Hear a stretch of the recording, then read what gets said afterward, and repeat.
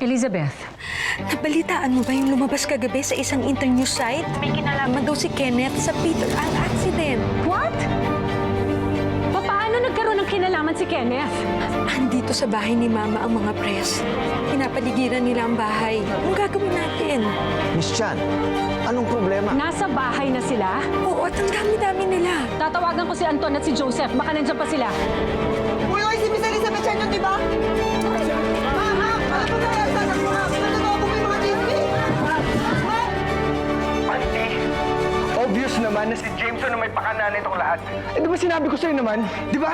Napigilan mo si Kenneth sa kakasama dyan kay Jameson. Teka, baka tao lang.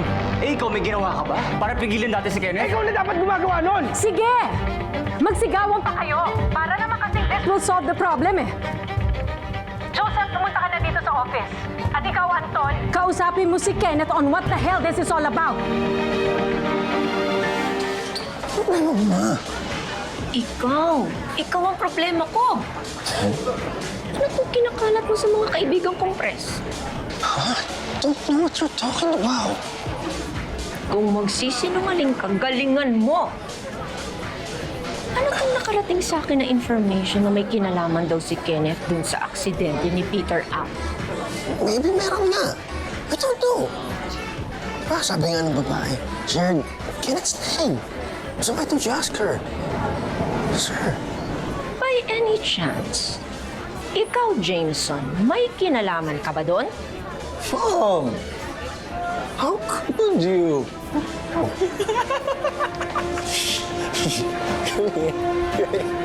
Come here.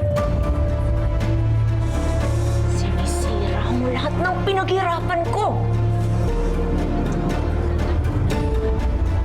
Sinabi ko na sa'yo lahat. Ken, let me help you. Ikaw? Kaya mo? Paano? Ayaw mo? O sige, sabihin mo na lang sa akin kung ano yung gusto mo ipadala ko kapag bibisitahin na kita sa Bilibid. Anong sabi mo? Do you think this is funny? Ha, Anton? I killed somebody! Isang kapatay ako ng tao.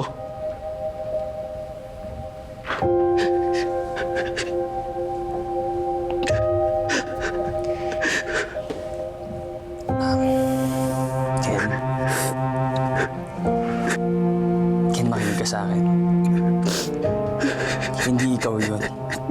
Hindi ikaw yung nagmamaneho. Si Jameson yun. Okay?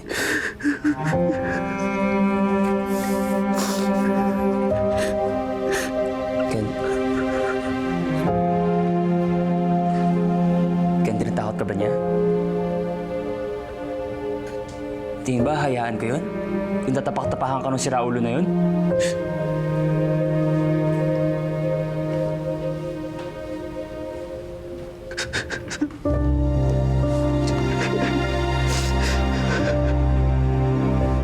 Hindi ba kabobohan yung ginawa mo? Na hindi mo sinabi sa akin? Akala mo ba hindi ko malalaman? Then how would you have done it kung sobrang galing mo? Kung ako yan, hindi ko i-announce sa buong mundo at lalo na babanggitin ang pangalan ni Kenneth sa press. Bakit? Kasi iisipin ng mga tao, sino kaya ang kasama ni Kenneth? Hindi ba? Ang laging kasama ni Little American Chinoy ay ang kanyang ahya. So, hindi ba kabobohan yan? Ito yan ang gusto mo gawin ko.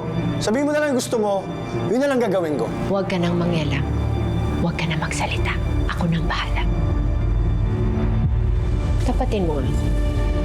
Ikaw bang nakasagasa? Yes. Pero di ko sinasadya.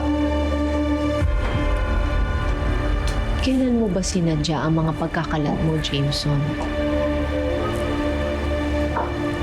Ako nang bahala at sisiguraduhin ko na si Kenneth ang sasalo ng mga kabalastugan.